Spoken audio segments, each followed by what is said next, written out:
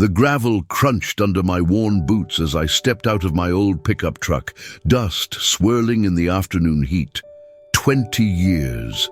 20 years since I'd last set foot on Grandpa's ranch for our family reunion. My heart hammered against my ribs as familiar voices drifted from the main lodge, the same voices that had tormented me throughout childhood. I adjusted my faded baseball cap and grabbed my single duffel bag from the truck bed. The ranch looked exactly as I remembered, weathered log cabins scattered across rolling hills, the old barn standing sentinel against the Montana sky, and the crystal-clear lake reflecting the mountains beyond. This place held every childhood memory, both beautiful and brutal. "Well, well, look what the cat dragged in," Marcus's voice cut through the air like a blade. My cousin emerged from the largest cabin, designer luggage in tow, his wife Jessica trailing behind with their matching Louis Vuitton bags.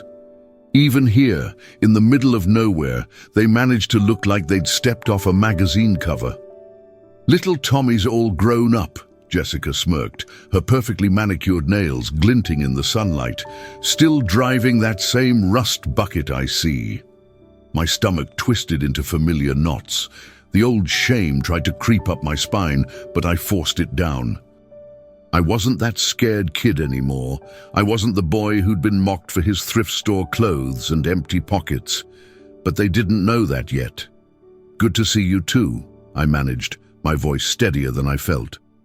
The reunion was about to begin, and with it, a reckoning 20 years in the making. The lodge buzzed with activity as more family members arrived. Uncle Richard's Mercedes gleamed beside Aunt Patricia's BMW, while my cousin's children ran around in designer clothes that probably cost more than my monthly rent, or so they thought. I watched from the porch steps, nursing a beer and observing the familiar hierarchy reassemble itself. "Tommy!"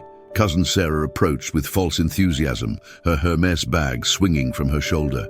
"How's the construction work going?" The way she said it made it sound like a disease. "Still living in that little apartment downtown?" Before I could answer, Marcus appeared with his son Tyler, a carbon copy of his father's arrogance. "Dad says you're still single too. Guess some things never change." Tyler's laugh was sharp, cutting. I felt the familiar burn of humiliation, the same feeling that had driven me away from these gatherings for 2 decades. But this time, something different stirred beneath it. Anticipation. They had no idea what I'd accomplished. No idea that the scared little boy they remembered had built something extraordinary. "Some things change more than you'd think," I said quietly, taking another sip of my beer. Marcus clapped me on the shoulder with mock sympathy. "Hey, don't worry about it, cousin. Not everyone can be successful. Someone has to do the grunt work, right?" His laughter echoed across the porch, joined by the others.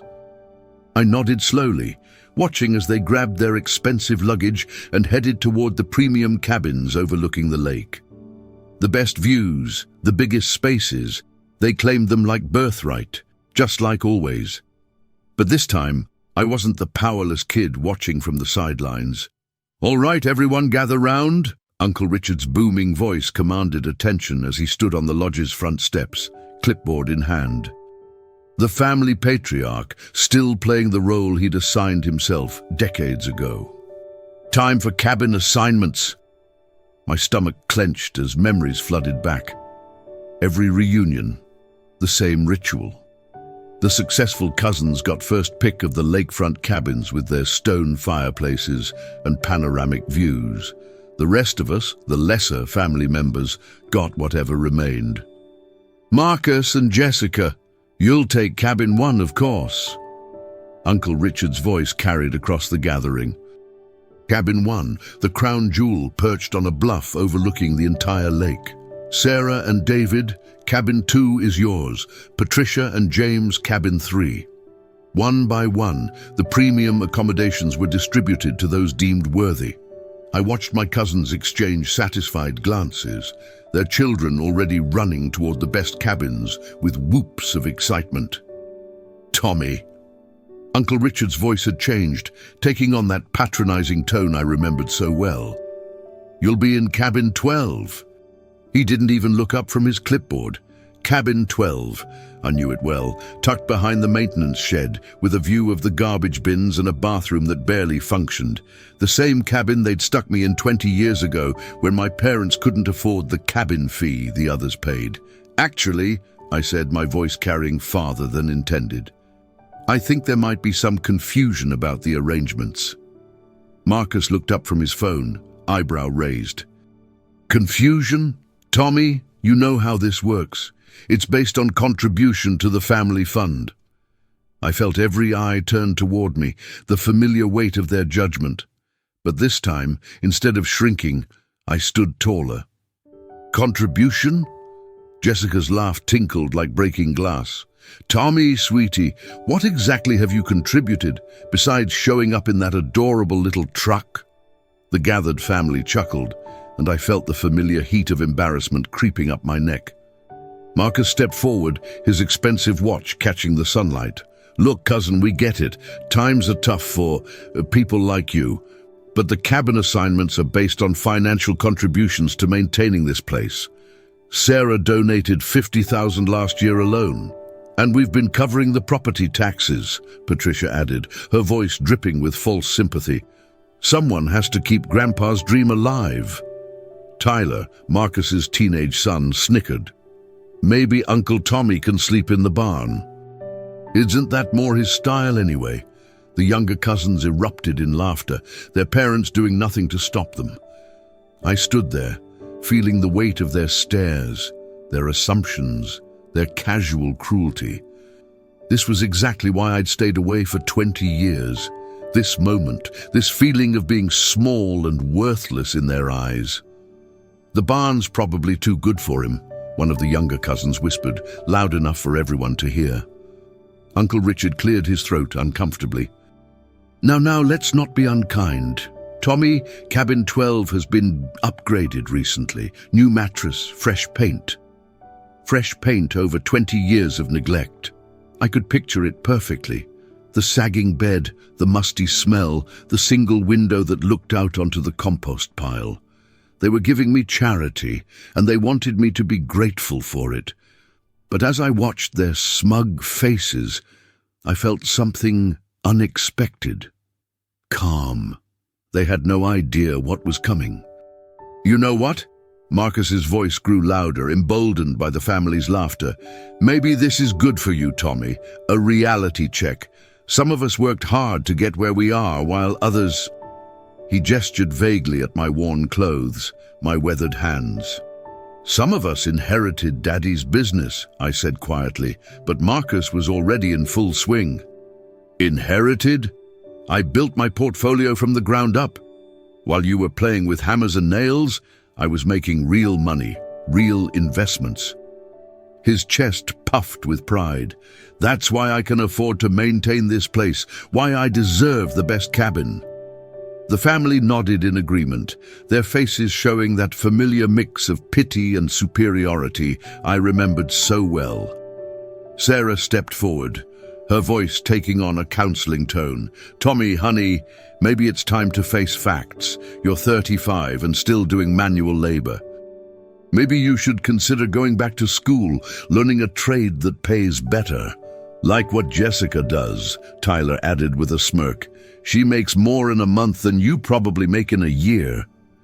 Jessica preened at the compliment, adjusting her designer sunglasses. "Well, real estate in Manhattan isn't for everyone. It takes a certain sophistication." I felt something snap inside me, not anger, something deeper. 20 years of building myself up, of proving my worth to the world, and here they were, still seeing me as the poor kid who didn't belong. "You're right," I said, my voice steady despite the storm building in my chest. "Some things do require sophistication." Marcus laughed triumphantly. "Finally, some self-awareness. Maybe there's hope for you yet, cousin." But I wasn't done talking. "Speaking of sophistication," I continued, pulling out my phone, "I should probably make a call.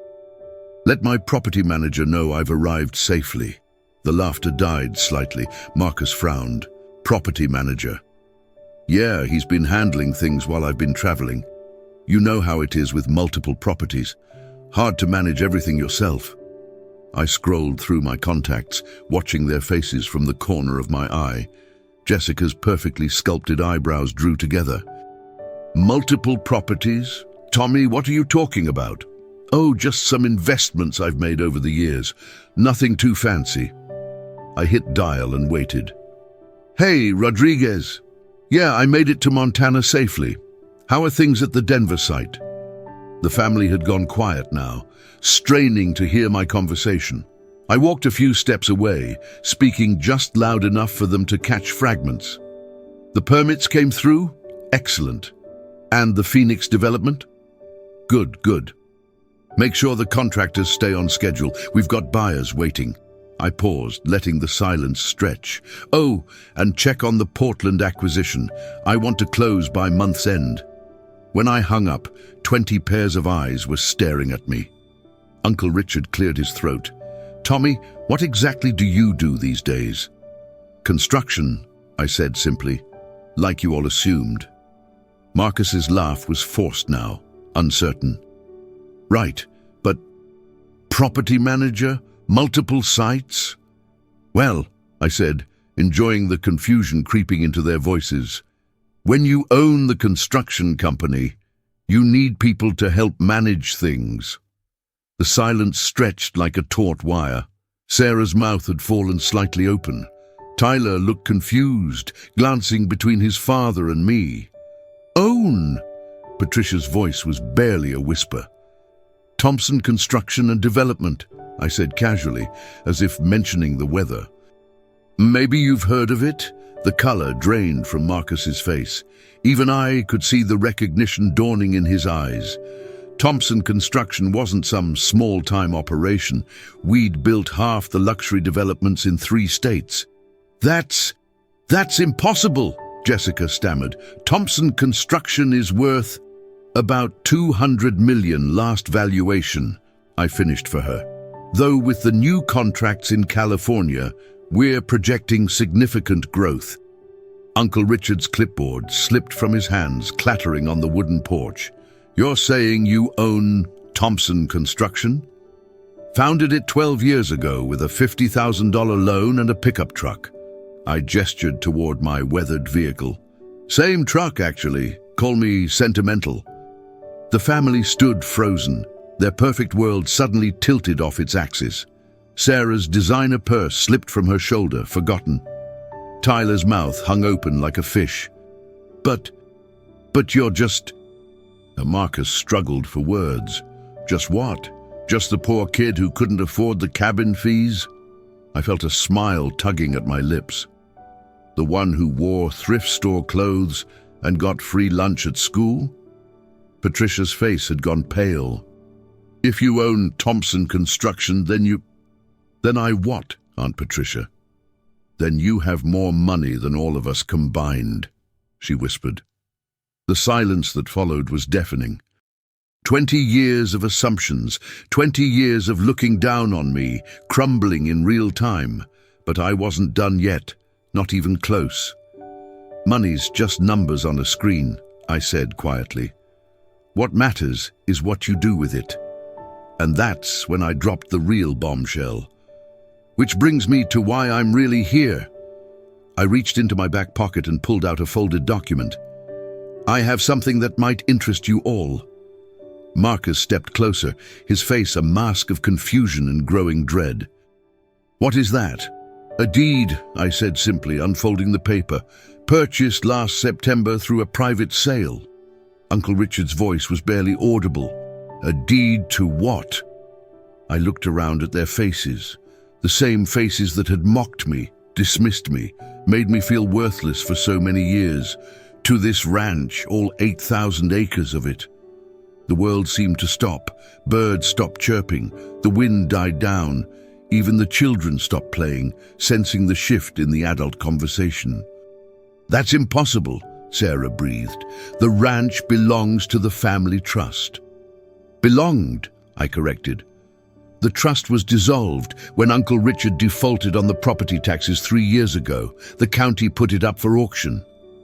I smiled, remembering the day I'd gotten the call from my lawyer. I bought it through an LLC to keep things quiet. Jessica's legs seemed to give out slightly. She grabbed Marcus's arm for support. You own this place? Every cabin, every trail, every blade of grass. I gestured toward the lake, the mountains, the cabins they'd so confidently claimed, including all the buildings and improvements. Marcus's face had turned an alarming shade of red. But we've been paying maintenance fees, we've been contributing to upkeep. And I appreciate that, I said genuinely, really helped with the renovation costs. The implications were sinking in now. Tyler looked confused, glancing between the adults. Dad, what does this mean? What it meant was that everything had changed.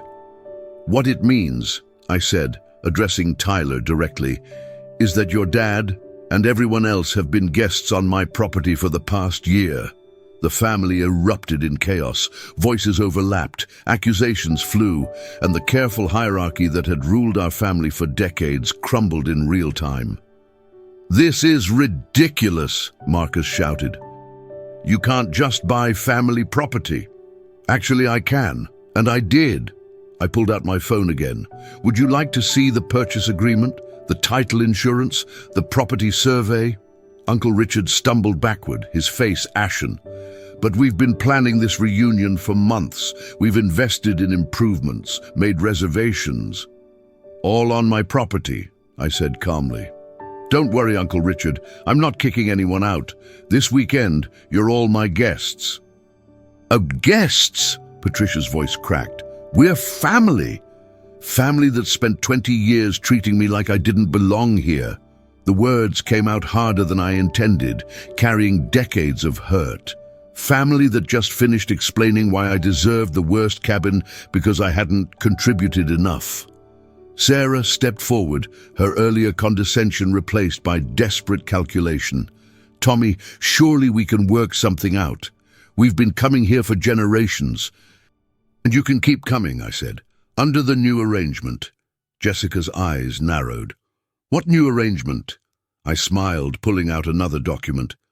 Well, since you all seem so concerned about contributions and who deserves what, I've drawn up a new fee structure. The paper rustled in the mountain breeze as I unfolded it. Cabin rental rates, effective immediately. Their faces told me everything I needed to know about what they saw on that paper. $5,000 per night for the lakefront cabins, I read aloud. $3,000 for the mid-tier accommodations. And cabin 12, the one you so generously assigned to me, is complimentary for family members who show basic human decency. Marcus snatched the paper from my hands, his eyes scanning the numbers. This is insane. $5,000 a night? That's highway robbery. That's market rate for luxury mountain accommodations in Montana, I replied. I had it appraised by 3 independent firms. Very reasonable, actually. But we're family, Sarah protested. Family that just spent the last hour explaining why I didn't deserve basic respect. I felt the old hurt transforming into something stronger, cleaner. Family that's treated me like a charity case my entire life. Tyler looked up at his father with confusion. Dad, why is Uncle Tommy mad at us? The innocence in his voice cut through my anger. This wasn't about the kids. It was about the adults who taught them that money determined worth. I'm not mad, Tyler, I said gently. I'm just tired of being treated like I don't matter. Jessica's voice turned calculating. What do you want, Tommy? An apology? Fine, we're sorry. Now can we please discuss this reasonably? I don't want apologies, I said. I want understanding. Uncle Richard stepped forward, his politician's smile sliding into place. Of course, of course. We clearly misjudged the situation. Perhaps we can renegotiate the cabin assignments. The assignments stand as I made them, I said firmly. You all chose your cabins based on your assumptions about who deserved what. Live with those choices. The silence that followed was profound. "So let me understand this," Marcus said slowly, his voice tight with controlled rage. "You're going to charge us $5,000 a night to stay in cabins we've been using for free for decades. Cabins on property you thought I wasn't worthy to inherit," I corrected. "Property you assumed I could never afford to maintain." Patricia stepped forward, her voice pleading. "Tommy, please, we made mistakes, yes, but this is vindictive." "Vindictive would be evicting you all right now," I said quietly. "Vindictive would be selling the property to developers who turn it into a golf resort. This is just market economics." I watched as the reality sank in. These people who'd spent their lives measuring worth by bank account balances were now facing the consequences of their own philosophy. "The irony is beautiful, isn't it?" I continued. "You all spent so much time explaining why money determines who deserves respect, who gets the best treatment. Well, congratulations. You've created a world where I have more money than all of you combined." Sarah's voice was small. "What do you want from us, Tommy?" "I want you to understand what it feels like to be judged solely by your financial situation. I want you to experience being treated as less than because of circumstances beyond your control." I paused, letting that sink in. "But mostly, I want you to remember this feeling the next time you meet someone who doesn't fit your definition of success." Tyler tugged on his father's sleeve. "Dad, can we still go fishing tomorrow?" The simple question from an innocent child reminded me why I was really here. Not for revenge, for healing. "Of course you can fish, Tyler," I said softly. "The lake belongs to everyone this weekend." As the sun set over the mountains, painting the lake in shades of gold and crimson, I found myself sitting on the dock where I'd spent countless childhood hours. The family had scattered to their cabins, the expensive ones they'd claimed so confidently, now carrying a price tag that stung. But something had shifted in those final hours. Tyler had asked to hear stories about Grandpa. Sarah's daughter had shyly requested help building a campfire. Even Marcus had approached me, awkwardly asking about my business. "Tommy?" Uncle Richard's voice came from behind me. I turned to see him walking down the dock, his earlier bluster replaced by something that looked like genuine remorse. "I owe you an apology," he said, settling beside me on the weathered planks. "A real one, not because you own this place, but because we forgot who you really are." I studied his face in the fading light. "Who am I, Uncle Richard? You're the kid who used to help Grandpa fix the dock every summer without being asked. The one who'd share his lunch with anyone who forgot theirs. The one who cried when we had to put down Old Blue because you loved that dog more than anything." My throat tightened unexpectedly. I'd forgotten you remembered that. "I remember everything," he said quietly, "including how we failed you, how we let money become more important than family." We sat in comfortable silence, watching the first stars appear in the darkening sky. Tomorrow, they'd all go back to their lives, and I'd return to mine. But something fundamental had changed. "The cabin fees," I said finally, "consider them waived. For this weekend and every reunion after." He looked at me with surprise. "Tommy, you don't have to." "Family shouldn't have a price tag," I said simply.